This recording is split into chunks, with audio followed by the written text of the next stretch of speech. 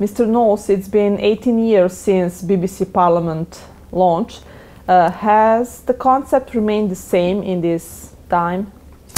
It's changed. When it was set up really with a single idea, that it was to show the House of Commons, the elected house in London, live whenever it was sitting, and to show the House of Lords when it could afterwards.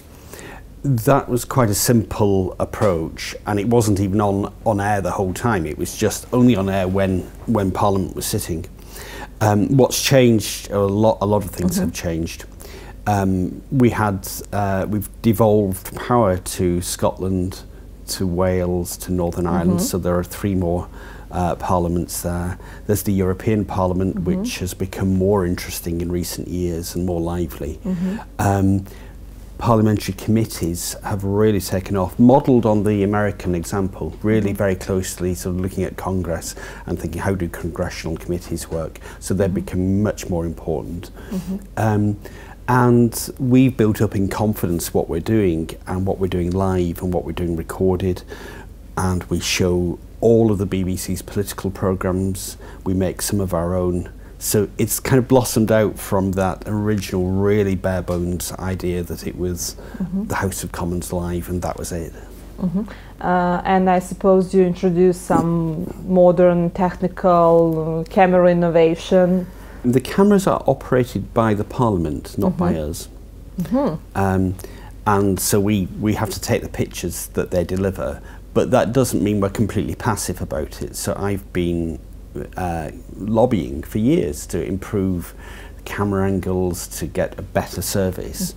When it started off in life, it was very narrow. You simply got a picture of the person speaking or the speaker, and pretty much a wide shot, and that was it. Very basic and rather boring to watch.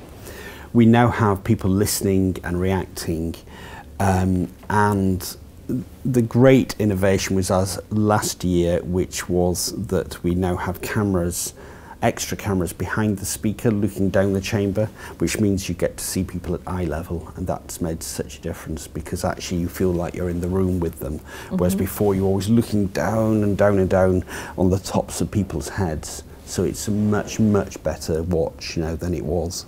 At the beginning, I suppose there were some cynical claims that the channel would just be followed by MPs and their families. What do audience figures show these days? Yes, it's funny you're exactly right. That's what people assume the audience is, that it's MPs and their families, and members of the audience always, when they tell me, oh, I watch BBC Parliament, they lean over and they say, I'm sad, I watch your channel. And I said, well, there are 2 million sad people like you. So the audience has increased. It's the only, so as far as I know, it's the only TV channel in the UK that's still increasing its audience, because most TV channels are now in decline as people change their viewing habits and go to the internet. And for various reasons, it's still growing. So we now reach an audience of 2 million over a month. That's, let's say, out of a population of 65 million. So it's only a relatively small proportion of the total population, but I think it's bigger than most, if not all, other dedicated parliamentary channels. What are the most popular debates on BBC Parliament? There are 2 things I draw your attention to. One is the Prime Minister's questions, which is quite famous. It's meant to be half an hour. Nowadays it's 40 minutes, and it's very lively. And anybody, you don't have to know much about politics to get to get what's happening between the 2 sides. The other thing that actually gets really big audiences is when there is a big event, a big matter, a political crisis of some kind or another.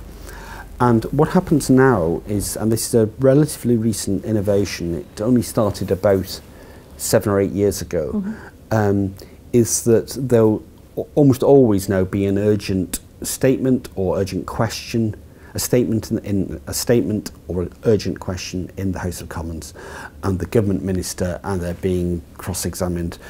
And they're being asked difficult questions, not just by the opposition, but by their own side. And I think that's what makes it work, is that politicians understand that they're not there to represent their party, they're representing their constituency, the people who voted for them, and are prepared to be quite aggressive with their own side. The style of debate in British Parliament is something that attracts people to watch it, but that's not good news to hear in Serbia, where a lot of MPs prepare notes.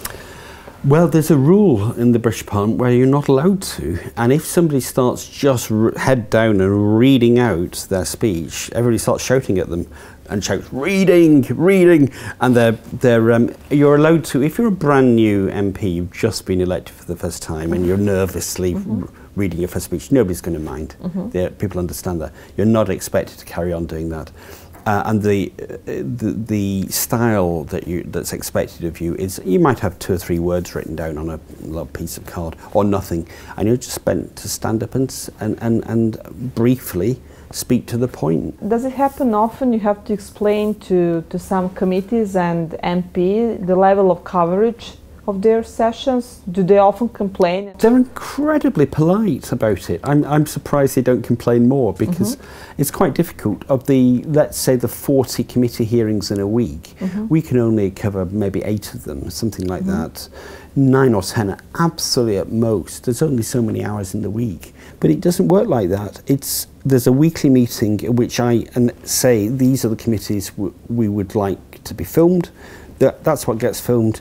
And there's very rarely any kind of back chat about it. So the basic criteria to decide who is going to be broadcasted are? There are lots of factors, but the really basic factor is me and my team thinking, is it interesting, is it important? What it certainly isn't is, this committee is really important, it's got very senior people on it, they'll be really cross with us if we don't do it. None of those things. Is it interesting and important?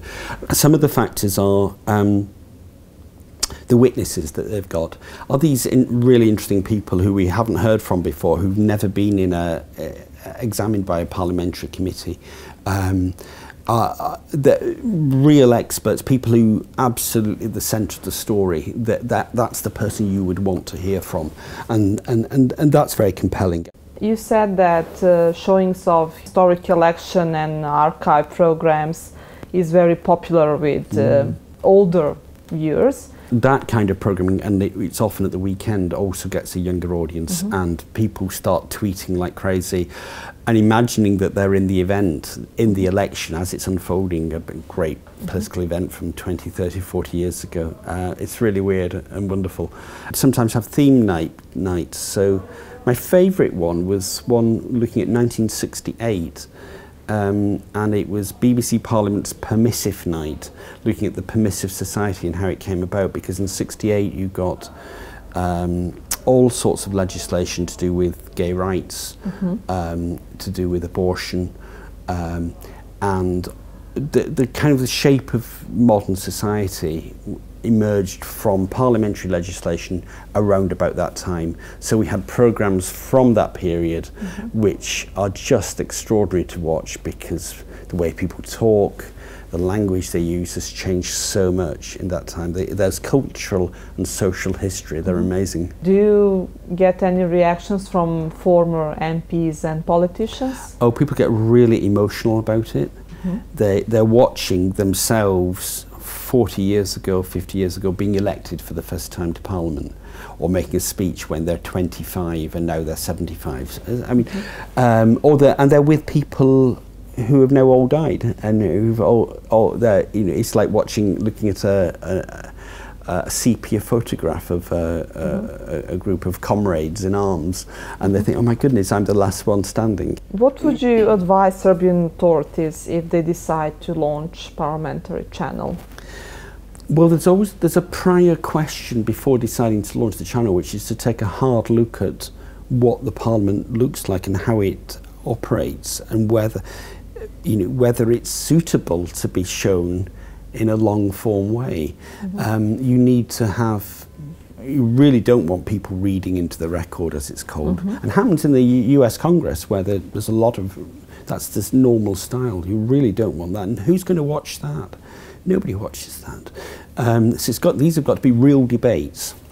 And people have to be arguing from principle, from conviction, not just doing what the party has told them to say or told them to do.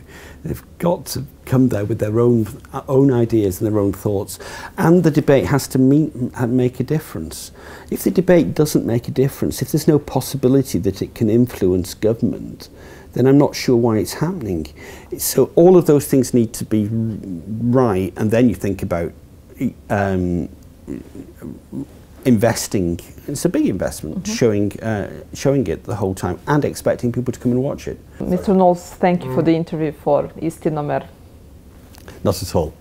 Thank you.